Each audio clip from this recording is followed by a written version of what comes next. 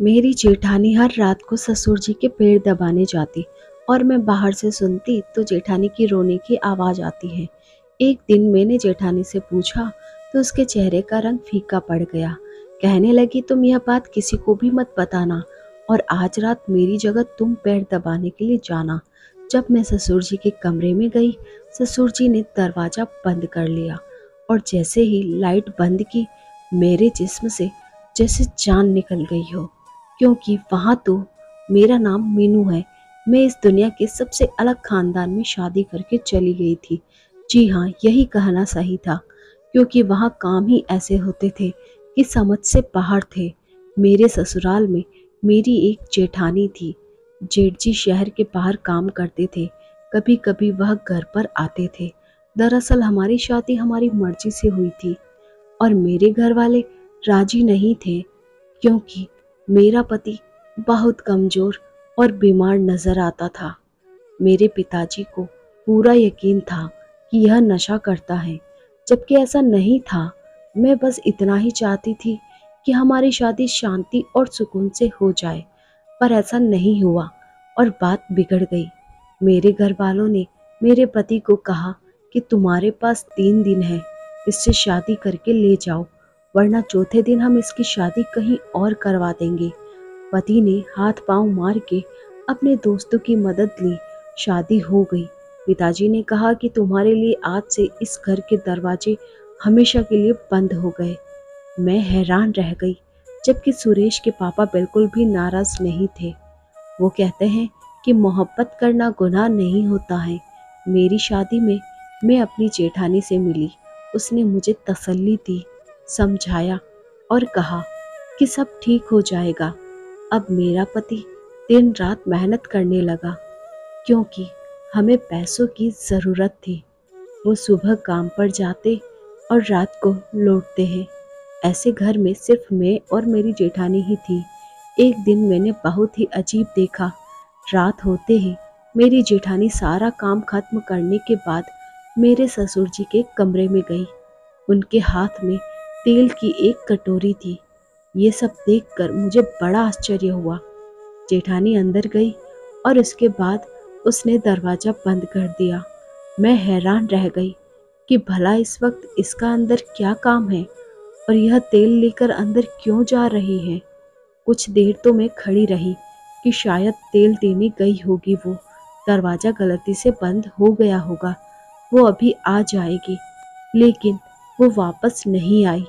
आधे घंटे तक मैं इंतज़ार करती रही, लेकिन वो वापस नहीं आई। कुछ देर बाद मेरा पति भी आ गया। मैंने उसके लिए रात का खाना गर्म किया। फिर हम दोनों ने साथ बैठकर खाना खाया। थोड़ी देर के बाद उसने मुझे चाय बनाने को बोल दिया। मैं चाय बनाने के लिए दोबारा किचन में गई। तब भी मैंने देखा कि मेरी जेठानी अपने कमरे में नहीं थी और ससुर के कमरे की लाइट भी बंद थी। इसका मतलब वो दोनों सो चुके थे। फिर मैं चाय बनाकर वापस आ गई तो बर्तन रखने के लिए जब दोबारा आई, तब भी मैंने देखा अभी भी जेठानी नहीं आई थी। मैं कुछ भी नहीं कर सकती थी। मैं अपने कमरे में आ गई। सुबह मैंने अपनी जेठानी से पूछना चाहा, लेकिन हिम्मत ही नहीं हो रही थी। अगले दिन फिर से यही होने लगा। वो रात का काम खत्म करके सभी के सो जाने के बाद तेल लेकर मेरे ससुर के कमरे में चली जाती और मैं देर तक जागती थी, क्योंकि मेरा पति देर रात को आता था। दरवाजा बंद होने वाली बातों ने मुझे बहुत परेशान कर दिया था। मैं धीरे धीरे चलती हुई कमरे के पास चली गई। मेरे कदम बहुत ही धीरे धीरे आगे बढ़ रहे थे और कान ज्यादा ही खुले भी थे। थोड़ी सी आवाज होने पर मैं इधर उधर देखना शुरू हो जाती थी, लेकिन फिर मैंने ऐसी आवाज सुनी जिनको सुनकर मेरे पैरों तले जमीन खिसक गई। कमरे से मेरी जेठानी की रोने की आवाज आ रही थी। मैंने अपने कानों को हाथ लगा लिया और मैं सोचने लगी कि आखिर ये हो क्या रहा है। मुझे लगा कि शायद मेरा वहम होगा, लेकिन मैंने आवाज सुनी और अब तो मुझे पूरा यकीन हो गया कि कुछ तो ताल में काला है। मैंने दरवाजे को खटखटाया, तभी कमरे की लाइट ऑन हो गई और मैं डर गई थी। लगता है कोई आ रहा है। मैं वापस अपने कमरे में आ गई। सोचा अपने पति से इस बारे में बात करूं, लेकिन उसको ये सब कुछ मैंने नहीं बताया। अगले दिन अपनी जेठानी से बात करने के बारे में सोचा। वो मेरे सामने बैठी फ़ोन देख रही थी और मैं सब्जी काट रही थी। मैंने जेठानी से कहा कि रात को आप ससुर जी के कमरे में क्या करने गई थी, और तुम्हारे हाथ में तेल था और तुमने दरवाज़ा भी बंद कर दिया। मेरी जेठानी के चेहरे का रंग फीका पड़ गया। उसको मुझसे इस तरह की बात सुनने की कोई उम्मीद नहीं थी। कहने लगी कि उनके पैरों में दर्द था, तो मैंने सोचा कि पैरों को थोड़ा दबाकर तेल से मालिश कर देती हूँ, थोड़ा आराम मिल जाएगा। मैंने कहा, चलो मान लिया कि आप मालिश करने गई थी, लेकिन दरवाज़ा बंद करने की क्या ज़रूरत थी? और तुम तो अंदर जाकर बैठ गई थी। मैं आधे घंटे से देख रही थी, तुम अपने कमरे में नहीं थी।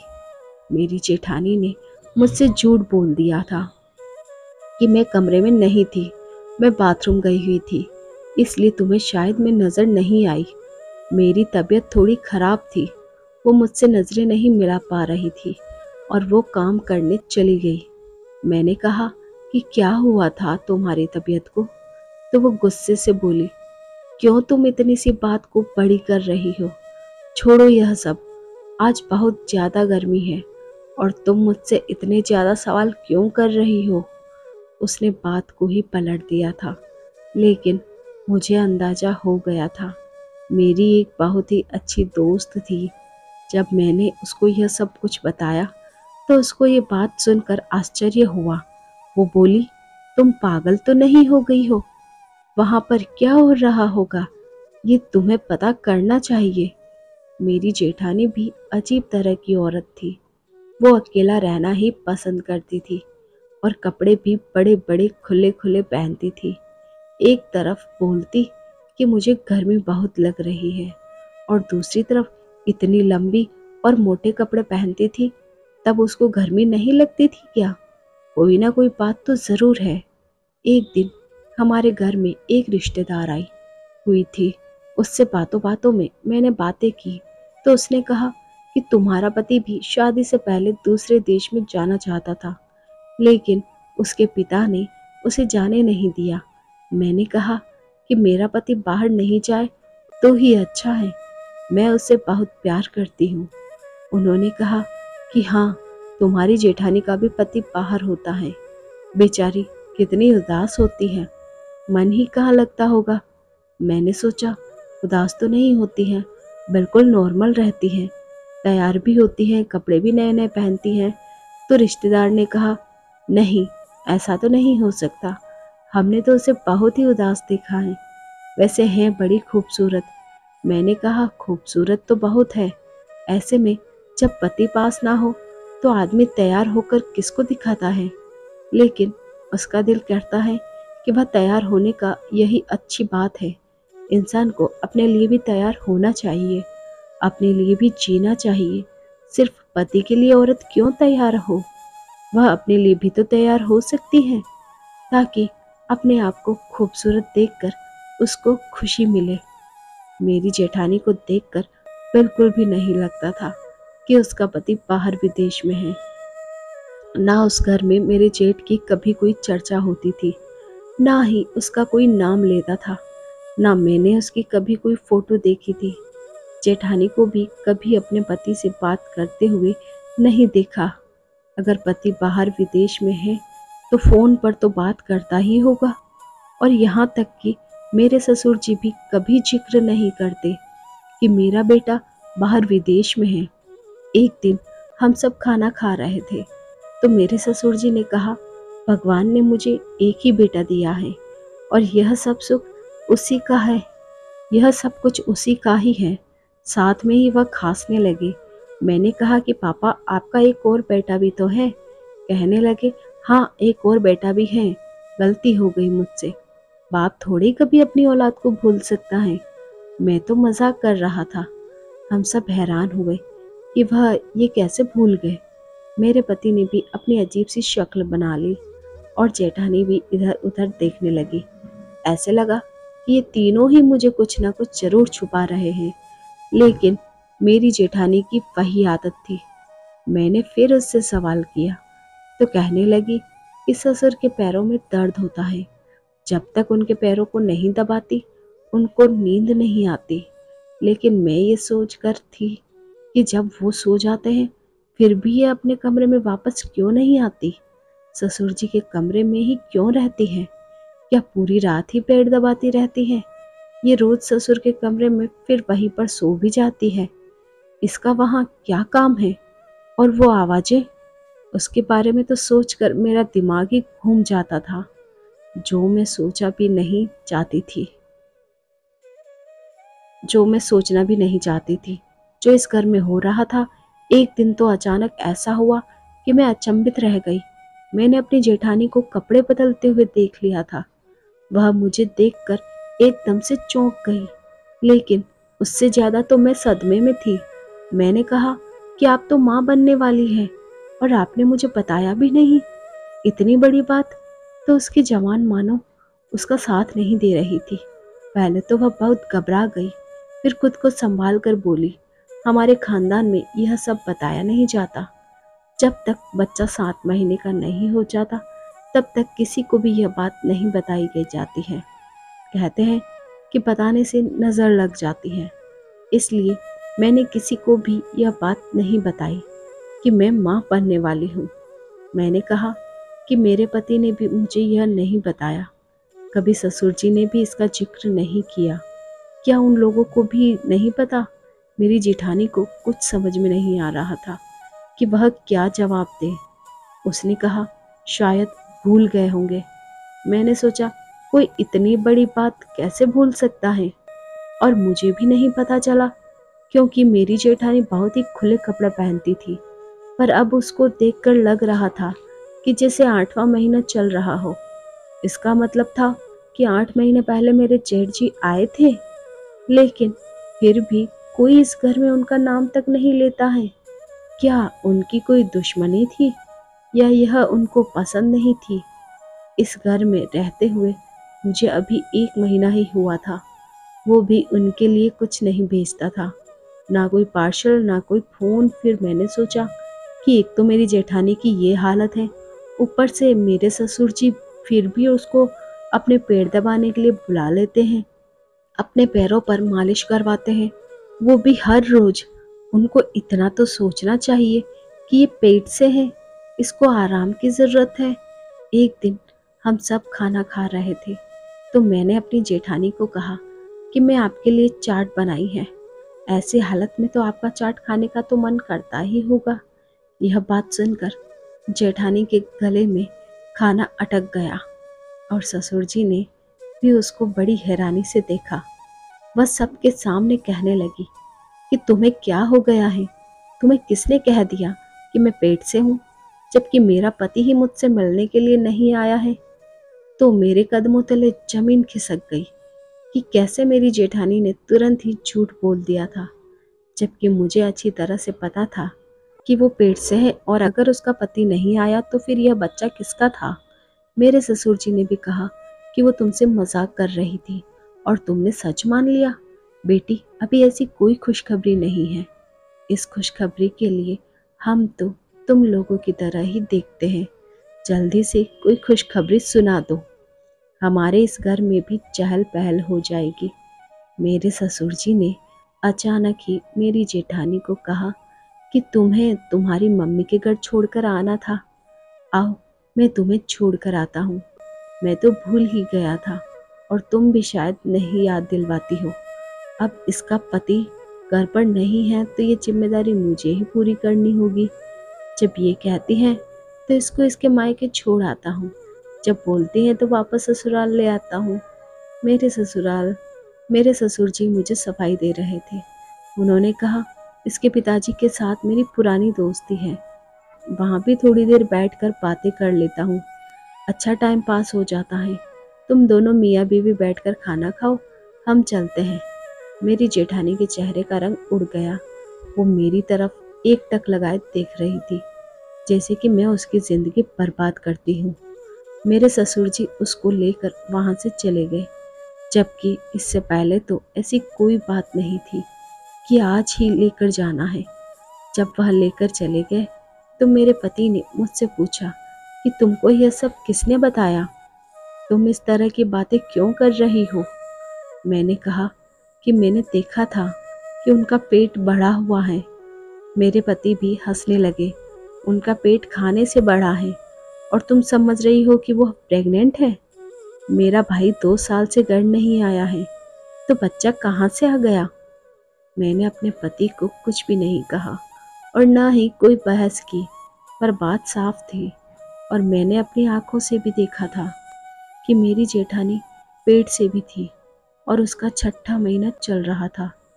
लेकिन वो ये बात क्यों छुपा रही थी? और अगर छुपा रही थी तो कब तक छुपाती? क्या वह बच्चा पैदा नहीं करेगी? मेरे ससुर जी जेठानी को मायके से लेकर रात तक वापस आए तो अपनी जेठानी को देख कर मैं फिर से हैरान रह गई। उसके चेहरे पर एक बहुत बड़ा निशान बना हुआ था, जैसे किसी ने मारा हो। मैं आगे बढ़ी। मैंने कहा कि क्या हुआ, ये कैसे हुआ? कहने लगी कि मैं रिक्शा से गिर गई और मेरा मुंह जमीन पर जा लगा। मैं हैरान रह गई। मेरी जेठानी को देखकर लग रहा था कि वह झूठ बोल रही है। वह अपने कमरे में चली गई और उसने खाना भी नहीं खाया। अगर वह रिक्शे से गिरी होती और उसका मुंह जमीन पर लगा होता तो उसके चेहरे को भी नुकसान होता, जबकि ऐसा कुछ भी नहीं था। ऐसा लगता था कि किसी ने जानबूझकर उसको मारा है। आज की रात भी जब वह मेरे ससुर जी के कमरे में जा रही थी, उसकी आंखों में आंसू बह रहे थे। जब वह कमरे में जा रही थी तो उसने अपने आंसू पोंछ लिए। मैंने सोचा इस बेचारी के साथ कोई ना कोई जुल्म तो जरूर हो रहा है यहाँ पर, और यह सब कुछ सहन कैसे कर रही है।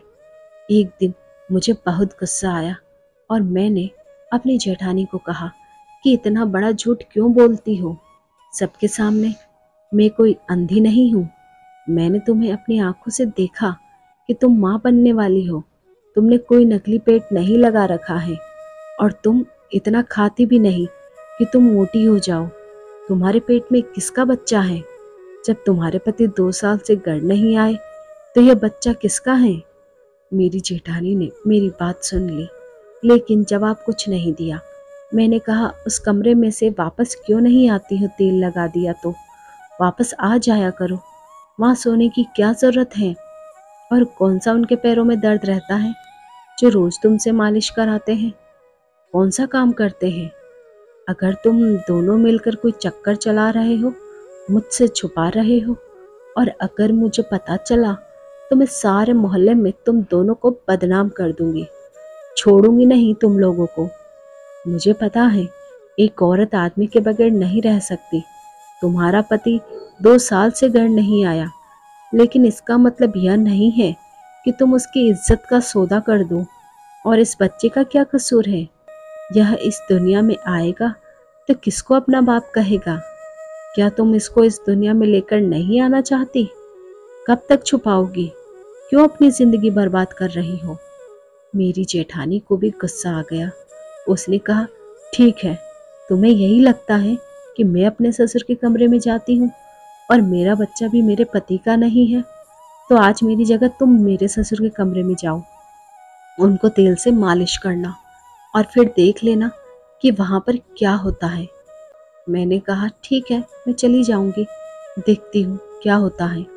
उसने कहा कि ससुर ने पहले ही कमरे की लाइट ऑफ की होती है और तुम्हें वहाँ इतना ही कहेंगे कि तेल लगा दो, तुम आराम से लगा देना, उसमें कोई मसला नहीं है। मैंने कहा ठीक है, मैं भी जाऊंगी और देखूंगी अंदर होता क्या है। मुझे पता था कि औरत की गलती नहीं होती है, औरत जीत कर भी हार जाती है, लेकिन फिर भी यहाँ पर मुझे गलती जेठानी की ही लग रही थी। अगर कुछ गलत हो रहा था तो वह फिर किसी को बोलती क्यों नहीं थी?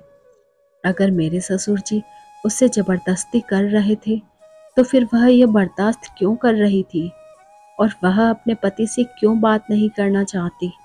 ना ही मेरे पति को बताती है, किसी को कुछ नहीं बताती। कम से कम मुझे तो बता देती। मैं उसकी मदद कर देती।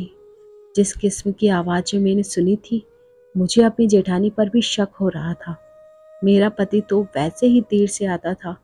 मेरे ससुर 10 बजे ही सो जाते थे। इसलिए मेरी जेठानी ने मुझे कहा कि जाओ, आज तुम चली जाओ।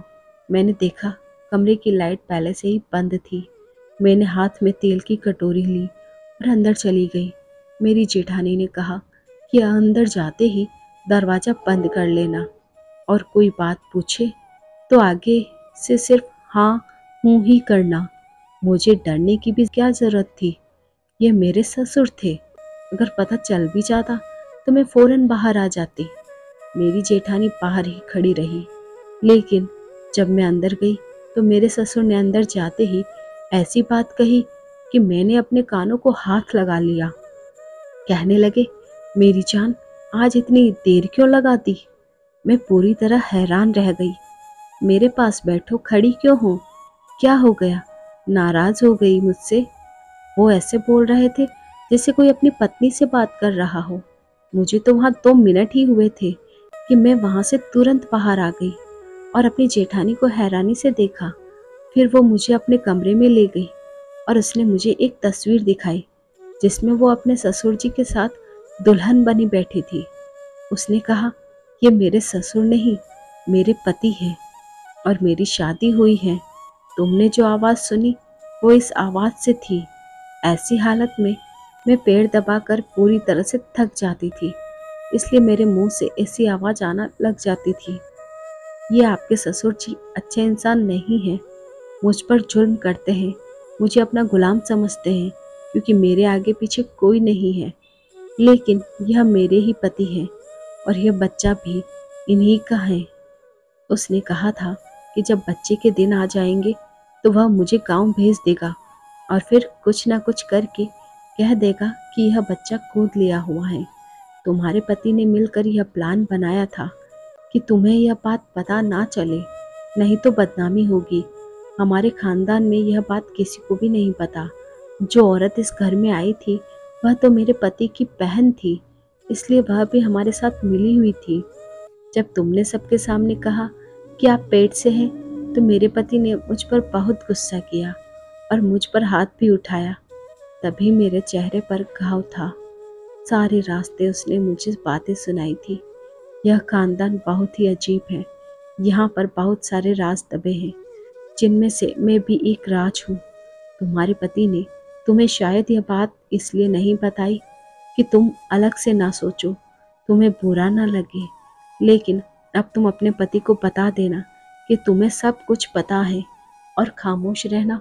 मेरे पति खुद ही तुम लोगों को यह सब बातें बता देंगे जब तुम्हें यहाँ पर कुछ महीने हो जाएंगे। लेकिन तब तक तुम मेरी जासूसी करना, मेरे मामले में बोलना बंद कर दो। इसलिए आज मैंने तुम्हें अपनी जगह कमरे में भेजा था कि तुम्हें विश्वास हो जाए। मैंने अपनी जेठानी से माफ़ी मांगी और उससे वादा किया कि आगे से ऐसी कोई बात नहीं करूँगी, क्योंकि मेरी वजह से आपकी ज़िंदगी भी बर्बाद हो सकती है। उसके बाद मैं अपने पति को यह बात बताई। वह भी शर्मिंदा हो गया। उसने कहा, जब तुम यहाँ पर आई थी मैं नहीं चाहता था कि तुम यह सोचो कि मैं कैसे लोगों के घर में आ गई हूँ। मेरे पिता ने इस लड़की से शादी की है, इसलिए तो हमारी शादी के खिलाफ नहीं थे और उनको उनके हालात पर छोड़ दो। मेरे साथ अपनी ज़िंदगी की शुरुआत करो। मैंने ऐसा ही किया। ससुर के यहाँ बेटी पैदा हुई तो फिर उसके अंदर भी थोड़ी सी शर्म आई, क्योंकि पहले उनकी कोई बेटी नहीं थी। अब वो अच्छी तरीके से रहते हैं और अपनी पत्नी का ख्याल भी रखते हैं। हम लोग इस तरह ज़िंदगी गुजार रहे हैं। वो लोग अपनी ज़िंदगी में खुश रहते थे, हम लोग अपनी ज़िंदगी में। मेरे पति बहुत अच्छे इंसान हैं, मुझे बहुत प्यार करते हैं, मेरे लिए मेहनत भी करते हैं। धन्यवाद। प्लीज़ अगर आपको हमारी कहानी अच्छी लगी हो तो कमेंट बॉक्स में कमेंट करके बताइए। चैनल पर नए हैं तो सब्सक्राइब कीजिए और वीडियो को लाइक शेयर कीजिए। Thank you.